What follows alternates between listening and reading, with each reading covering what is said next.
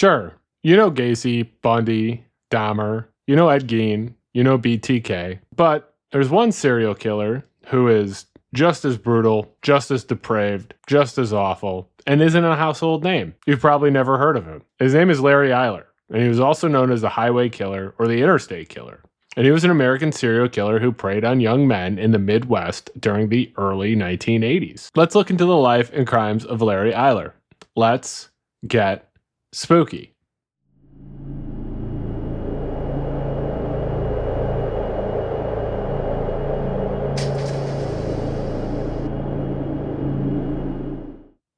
Hey, spooky people, it's your best friend Kenny here. And before we get to today's spooky story, let's make sure that you are subscribed to this YouTube channel, The Spooky Lawyer. Make sure that you like and share this video. Share this video with the person who cuts your hair. It'll be perfect for them. You know, they always have to be talking about something they can talk about. Kenny, I think it would be great. Thank you. Larry Eyler's crimes were characterized by brutality and sadism, and he left a trail of victims scattered across Illinois and Indiana. Little is known about Larry William Eyler's childhood, other than that he was born on December 21st, 1952 in Crawfordsville, Indiana. He had an unstable upbringing, marked by his parents' divorce. Eyler's violent tendencies were apparent from early on. In 1978, he picked up a 19-year-old hitchhiker named Craig Long in Terre Haute, Indiana. After propositioning Long, Eyler threatened him with a knife, drove him to a secluded area, and forced him to undress. When Long tried to escape, Eyler stabbed him in the chest, puncturing his lung. Incredibly, Long survived by pretending to be dead. Eyler drove to the house where Long was receiving first aid and offered the handcuff key to a sheriff's deputy, claiming he had stabbed the young man accidentally. Eyler's reign of terror began in 1982. He targeted young men, often drifters, who engaged in sex work, luring them with promises of money or drugs. Like most serial killers, he would target vulnerable victims, drug addicts, sex workers, homeless people, runaways, etc. His modus operandi was consistent. He would bind his victims, subject them to horrific torture and sexual abuse, and ultimately stab them to death. Eyler often discarded the bodies in desolate rural areas or near highways, leading to his moniker, the Highway Killer. The pattern of violence continued until he was arrested in 1984. Eyler's victims were typically young men between the ages of 14 and 27. As we said, they were vulnerable individuals who were hitchhiking or involved in sex work when they crossed paths with Eyler. Although he confessed to 21 murders, the true number of his victims is uncertain, with some people estimating that he had a higher body count. Eyler favored rural and secluded areas to dispose of his victims' bodies. This made discovery more difficult and delayed. He targeted areas outside of major cities, but were still relatively accessible by car. A bunch of his victims were found in roadside ditches, along highway shoulders, and in areas just off roadways. These were often places where someone could easily just pull over, dispose of the body, and then move on without being seen. This was a pattern that was recognized earlier in the investigation. His victims were also found in fields, wooded areas, and ravines near roadways. These were more concealed than open ditches, but were still relatively easy to access and dump a body. It was clear that time was of the essence for him when he was dumping bodies. He wanted to get in there, get out of there, and be done with it quickly, which I suppose isn't a terrible idea if you are in the business of getting rid of bodies. Getting caught with that body is probably a bad idea. This suggests to me that he had somewhat anxiety about getting rid of these bodies, which I think most people would, but someone who is a killer like this, it's kind of questionable about whether they would have those feelings. The bodies were scattered across a wide geographic area, primarily in northeastern Illinois and northwestern Indiana. This made it initially harder to connect the cases and realize a serial killer was at work because it required Illinois and Indiana to be communicating with each other. Victims were often found in multiple counties in both states, adding to the difficulty in the investigation. Due to the rural locations and the time that often passed between the murders and the discovery of the bodies, many of the victims were in advanced stages of decomposition or as skeletal remains. This made identification more challenging, and it sometimes required dental records or other forensic methods to identify the victims. And a lot of the victims remained unidentified for a significant period. In Illinois, Will County, Illinois, which is a collar county of around Chicago, which is in the Chicago area, became a focal point for an investigation in Illinois. Several victims were found in rural areas of Will County, including Beecher, Illinois, or the rural areas around Beecher, Illinois.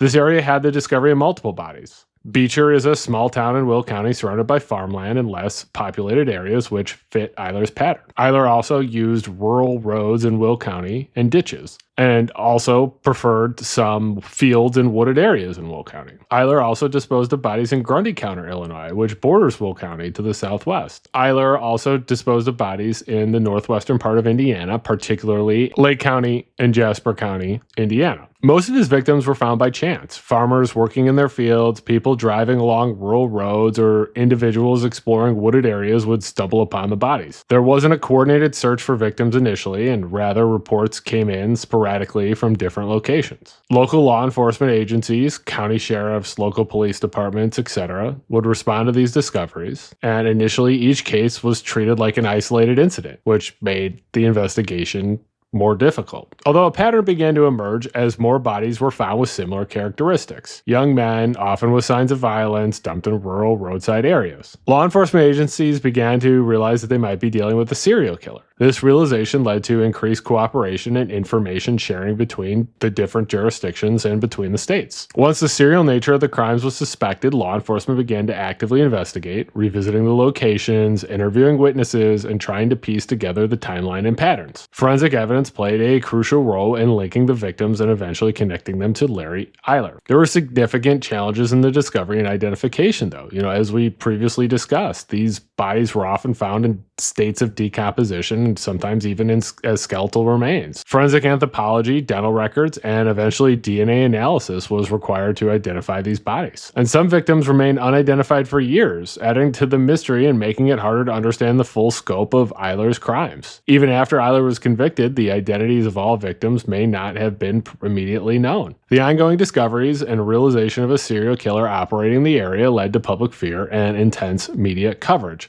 which put pressure on law enforcement to solve the case. The investigation into Eyler's crimes was difficult because it was difficult to identify the victims. It was difficult to coordinate between the multiple counties and states and jurisdictions in which all these crimes and bodies were found. And it required law enforcement to actively work together and share information and get extremely organized. Larry Eyler's case has an incredible aspect to it in that he was arrested during a routine traffic stop. However, he was eventually let go. This routine traffic stop led to the discovery of incriminating evidence, and that evidence was eventually thrown out by the Indiana courts. This is a unique aspect to this case and is highly controversial. On August 20th, 1983, Larry Eyler was driving in Lowell, Indiana. He was pulled over by an Indiana state trooper. The initial reason for the stop was a routine traffic violation. It was meant to be a standard, everyday stop. At the time of the stop, he did not have any specific prior knowledge or suspicion that Larry Eyler was involved in any serious crimes, let alone the series of murders he would later be connected to. He stopped Eyler solely based on the observed traffic violation. However, what began as a routine traffic stop quickly escalated due to troopers' observations and actions. He observed a plastic garbage bag and a pair of rubber gloves on the passenger seat in plain view. And while these items are not illegal in the context of a traffic stop, they can raise an officer's suspicion, especially if combined with other factors. The search uncovered a significant amount of highly incriminating evidence, including they found handcuffs and ropes. Again, while not inherently illegal, they can arouse suspicion. Traces of blood and bodily fluids were found in the vehicle. A hunting knife was found in the car. Perhaps most disturbingly, police found photographs in Eyler's possessions, and these photographs depicted young men, and at least one was later identified as possibly being another missing young man. Larry Eyler was arrested in Lowell, Indiana. These charges were directly linked to evidence found during the vehicle search. Larry Eyler was able to go free, at least initially, concerning these Indiana charges, due to a legal challenge based on the exclusionary rule. Eyler's defense attorneys filed a motion to suppress evidence in Indiana, and they argued that the search of Eyler's vehicle was illegal and violated his Fourth Amendment rights against unreasonable searches and seizures. Eyler's defense attorneys argued that the stop was illegal. They also argued, and this was critical, that even after the initial stop for the headlight and the plain view observation only lacked probable cause to reasonably believe that criminal activity was afoot, foot beyond a simple traffic violation. The Indiana court ultimately ruled in favor of Eyler. The Indiana court held that the evidence found in the vehicle was inadmissible under the exclusionary rule because the search was illegal. As a result of court ruling to suppress the evidence, the prosecution in Indiana was left with essentially no admissible evidence against Larry Eyler. The charges in Indiana were dropped, and Larry Eyler was released. This outcome was met with intense